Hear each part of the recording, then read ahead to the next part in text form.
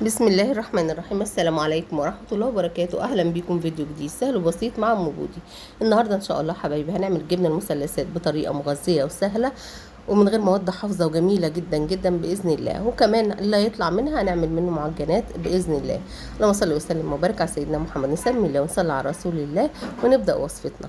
بسم الله الرحمن الرحيم. أنا معايا كيلو لبن. اللبن ده كنت حاطاه في الفريزر، طلعته عادي، ولبن يجي من عند اللبان، مش لبن مبستر ولا لبن معلب. انا بضيف له معلقه لبن بودر او معلقتين، المتاح ليك المتوفر عندك ممكن نستغنى عنه، بس هو بيدي نعومه للجبنه وبيدي تماسك لمثلثات الجبنه، ماشي. وده بديل الحاجات اللي بيحطوها في المصانع. اللهم صل وسلم وبارك على سيدنا محمد. وهنستخدم بدائل برضو المصانع من حاجات بنعملها وبناكلها وبنشتريها برضو، بس هنستعملها بكمية بسيطة عشان نطلع منها كمية كبيرة ان شاء الله. هنا حطيت اللبن على النار، وحضرت شاشة ومصفى وحلة علشان نصفي ايه اللي هيطلع من الجبنة. بعد اللبن ما فك كده وعمل وش يسخن جامد، ما يغليش اللبن، ما يغليش، هيعمل وش فوق الوش كده. نحط معلقتين خل ونحط عصرة نص ليمونة اللي هي معلقة صغيرة. طيب اللبن ما قطعش بعد معلقتين الخل دولت، هضيف معلقتين خل تانيين، لان تركيز الخل غير تركيز نوع غير نوع. الخل لما يكون مركز كفايه معلقتين اول، فانت جربي الاول معلقتين، ما عملش على طول بعد نص دقيقه كده حطي معلقتين تانيين. انا كنت حطيت معلقتين تانيين. اللهم صل وسلم وبارك على سيدنا محمد. بعد ما اقطع كده وطلع الشرش الاصفر دوت، بحطه بقى في الشاشه وبصفيه، ما بصفوش قوي، ما بعصرهوش قوي، يا دوبك حاجه بسيطه كده، وبسيبه حوالي 10 دقايق او ربع ساعه بالكتير قوي، عبال ما بجهز الحاجات اللي هنحط فيها. البوله، اذا كان بوله، اذا كان طاجن، اذا كنت محوشه العلب بتاعت جبنه المثلثات. انا هنا بقول لكم اسيبه 10 دقايق او ربع ساعه. هنا بقى عبال ما يصفى ال10 دقايق دولك او ربع ساعه، هجهز الحاجات اللي هصبه فيها. عندك بولات زي الازاز ديت، عندك علب جبنه فاضيه، عندك اي حاجه تكون مدوره كده عشان تديني شكل الجبنه المثلثات، ماشي. عندك حاجه مستطيله ممكن تحطيها في حاجه مستطيله وتقطعيها مربعات وبعد كده تقطعيها مثلثات. بجيب اكياس تلاجة، بدهن الطاجن الاول او بدهن الحاجه اللي هعمل فيها، وبحط الكيس. بدهنه ليه؟ علشان الكيس يثبت فيها.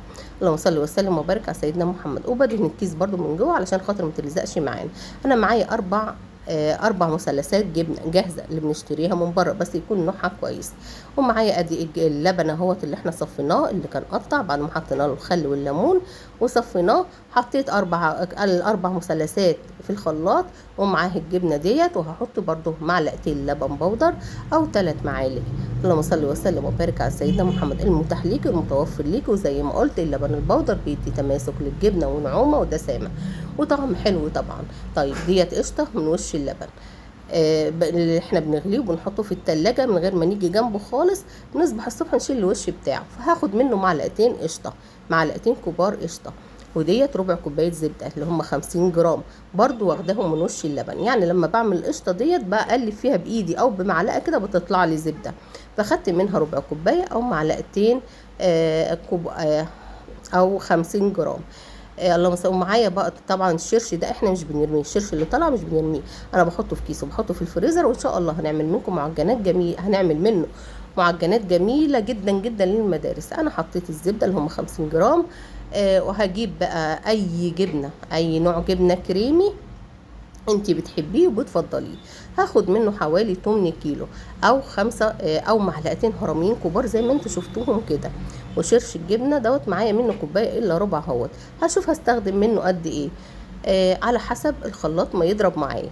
وحطيت طبعا معلقتين زبادي، حطيت معلقتين زبادي. ده ليه؟ عشان اخد احلى طعم، احلى طعم. مش عايزه تحطي زبادي ما تحطيش زبادي. انا بقول لك المكونات اللي هتديكي احلى طعم للجبنه، احلى من اللي بتشتريها، بقول لك عليها. عايزه تستغني عن اي حاجه منها استغني عنها، اي في حاجه مش موجوده استغني عنها.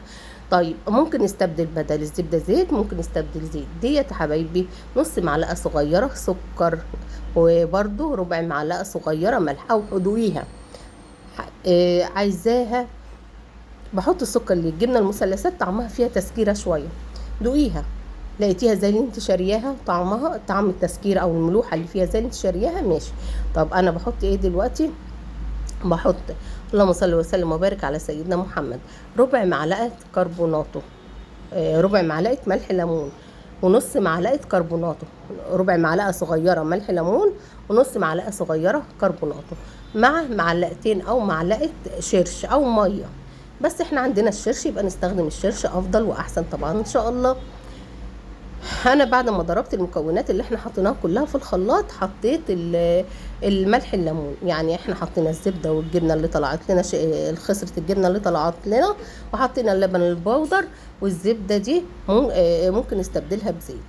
اللهم صل وسلم وبارك على سيدنا محمد. انا كنت حاطه معلقه زيت مع الزبده برضه، كنت حاطه معلقه زيت. اللهم صل وسلم وبارك على سيدنا محمد. بعد ما ضربناهم في الخلاط انا اخدت حوالي 3 معالق شرش حطيتهم في الخلاط عشان يساعدوا الخلاط انه يضربهم. وبعد ما ضربتهم ونعمتهم كويس جدا جدا حوالي 6 دقايق كده في الخلاط او الهاند بلندر، حطيت ملح الليمون وحطيت اللهم صل وسلم وبارك على سيدنا محمد الكربوناتو بعد ما دوبتهم في معلقتين شرش، وضربتهم تاني حوالي دقيقة. وحطيتهم في طاسة كده، طاسة غير لاصقة علشان ما تتلسحش معاكي. وعندك الحمالة بتاعت القهوة دي حطيها على العين بوتاجاز عشان ترفع لك الطاسة شوية، ما تكونش ملامسة للنار، وعلى نار هادية جدا جدا جدا. يعني بعد ما ضربناها مع الكربونات وملح الليمون حطيناها على البوتاجاز على نار هاديه جدا، اللي هي التوطيه اللي بنوطيها للرز، ولو كانت اوطى شويه ماشي هيكون افضل علشان ما تلسحش معاكي وعلشان ما تكلكحش معاكي. طب لا قدر الله اذا كلكعت بالهاند بريندر او بالخلاط او بالكبه اضربيها تاني، وبتنيني اقلب فيها كده لما توصل للسوا. هتبصي وانت بتقلي هتسمعي حاجه زي كده ماشي، او تتكتل كده زي ما انتم شايفين التقل دوت. شوفي التقل دوت واعمليه وانت بتسويها ان شاء الله. اللهم صل وسلم وبارك على سيدنا محمد. تقعد حوالي 10 دقايق ربع ساعه على حسب درجه الحراره اللي انت حطاها عليها وعلى حسب نسبه السوائل الموجوده فيها. بعد ما استوت كده شايفينها تقيله زي ما تبقى عامله زي الكريمه، زي الكريمه التقيله. بحطها بقى في القوالب اللي احنا عملناها، والاكياس دي طبعا مدهونه زيت كلها، بحطها كده بسويها. اللهم صل وسلم وبارك على سيدنا محمد. المعلقه تكون برضو مدهونه زيت علشان ما تطلعش فيها كتير. هنا 3 قوالب اهم بسم الله ما شاء الله. قطعه المثلث الجبنه بحط بعد ما بتبرد بتبقى اكبر شويه من اللي احنا شاريينها الجاهزه. هنا بعد ما سويتها وبردت حطيتها في التلاجة. انا كنت عاملاها بالليل، قمت قطعتها الصبح. ممكن لو عاملاها بالنهار بعد 6 ساعات ولا حاجة طلعيها وقطعيها بعد 6 ساعات 4 ساعات، بس اما كل طولي المدة يكون افضل واحسن طبعا ان شاء الله. اهي بعد ما طلعت طبعا بنعوص السكينة اللي بنقطع بيها زيت. هوريكم اهي الجاهزة واللي احنا عاملينها. شايفين الفرق قد ايه؟ فرق القطعة قد ايه؟ بسم الله ما شاء الله. يعني دولك 8 قطع، ممكن بقى لو عاملينها قد دي هيدونا حوالي 9 قطع او 10 قطع برضو. بسم الله ما شاء الله اللهم بارك. شايفين القوام دي وقوام دي اللهم بارك. وبس بصراحة بأمانة ان اللي احنا عاملينها طعمها احلى من الجاهزة بكتير. اللي احنا عاملينها احلى من الجاهزة بكتير، علشان الخامات اللي احنا حاطينها خامات بلدي ونظيفة وصريحة وطعمها حلو جدا في الاصل. يعني انا مش بدائل ولا اي حاجه. انا هنا بقول لكم دهنت السكينه زيت، مسحه زيت كده عشان تتقطع معايا سهله. بسم الله ما شاء الله. شايفين الكميه اللي اديتها لنا، غير في 3 مثلثات اتعملوا سندوتش كده. بسم الله ما شاء الله اللهم بارك. وهنشوفها وهي مفروده على العيش برضو. اللهم صل وسلم وبارك على سيدنا محمد. شايفين القوام، شايفين النعومه. يعني انا قطعتها وسبتها حوالي ربع ساعة 3 ساعة كده، كنت بحمر بطاطس ساعتها. اللهم صل وسلم وبارك على سيدنا محمد. شايفين يعني محافظة على قوامها ومحافظة على دسمتها ومحافظة على كل حاجة غير ريحتها وطعمها. بسم الله ما شاء الله اللهم بارك. مع خيار، مع قتة، مع جرجير، مع طماطم، اي حاجة بقى. احنا ادينا اصل الجبنة وانتي قدميها مع باي طريقه. ولازم يا حبيبتي عشان الجبنه تطلع معاكي حلوه لازم تجيبي نوع اجبان حلو. يعني جبنه كريمي تجيبيها نوع حلو انتي حباه، جبنه المثلثات تجيبيها نوع حلو تكون انتي حباه. اللبن تجيبي لبن بلدي ويكون طعمه حلو ويكون دسم علشان يطلع معاكي احسن منتج، احسن من اللي بتشتريه. طبعا الجاهزه بيتحط فيها زيوت نباتيه، الجاهزة حبايبي بيبقى فيها زيوت نباتية مهدرجة، ديت كل حاجة طبيعية فيها، فبالتالي أصح وأنضف وأطعم إن شاء الله. أنا مش بنقول ما نشتريش، لا نشتري، بس بتبقى في وقت كده ما فيش كده، يعني ما فيش إمكانيات، فإحنا بنعمل حاجة ببيتنا علشان برضو إحنا مش بنقطع رزق حد، بس هي أفكار بنعملها متاحة عندنا نعملها، مش متاحة خلاص هنشتري، مش متاح نشتري خلاص هنعمل في البيت، وبكده نوفر على بعض وندبر لبعض. بسم الله ما شاء الله، اللهم بارك، وربنا يحسن ما بين ايديكم وايدينا. شايفين بعد مده كمان من التصوير وكنت حضرت الفطار، شايفين النعومه بتاعتها لا ساحت ولا طلعت دهون ولا عملت اي حاجه. بسم الله ما شاء الله، وصفه ناجحه 100%، مغذيه 100%، ما فيهاش اي مواد حافظه، ما فيهاش اي مواد غلط على الصحه، ولا زيوت مهدرجه ولا اي حاجه، كله من البيت. وحتى ما اشتريناش لا زبده ولا اشترينا قشطه، هي الجبنه بس اللي اشتريناها واللبن. بسم الله ما شاء الله، وكله من البيت، وفيها توفير كتير كتير جدا، حوالي 30-40 جنيه. وبحسبي التكاليف اللي انت هتجيبيها، وشوفي ايه المثلثات اللي طلعت معاكي عددها قد ايه، شوفي هتعمل معاكي كام علبه، وزين العلبه انت بتجيبيها، وزين الجبنه اللي انت طلعتيها، وشوفي ايه التوفير معاكي. والله بتوفر كتير كتير، بتوفر كتير، وربنا يغنيكم ويصلح حالكم ويحسن ما بين ايديكم وايدينا ويرزقكم ويوسع رزقكم ورزقنا يا رب ان شاء الله. رجاء حبايبي اللي وصل لحد هنا ما ينساش اللايك والشير والاشتراك في القناه، وكومنت حلو منكم كده تصلوا فيه حتى على النبي. وكل سنه وانتم طيبين، مولد النبي اهوت خلاص كلها يومين، وكل سنه وانتم طيبين. صوموا اليوم يوم 12 ربيع. اللهم صل وسلم وبارك على سيدنا محمد، واكثروا في بالصلاه على النبي. الصلاه على النبي بتجلب البركه وبتزيح الهم والغم، بنية كده صلوا على النبي، بنية كده، وانه يوسع رزقكم ان شاء الله.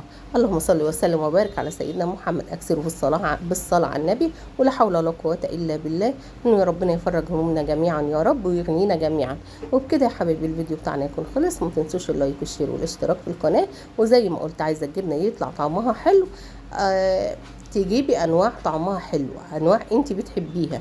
ان شاء الله تجيبي بالمثلث 3 مثلثات او 4 مثلثات. لو جبتي علبه، احنا هنعمل انواع جبنه كمان تانية كتير ان شاء الله هنستخدم فيها جبنه المثلثات.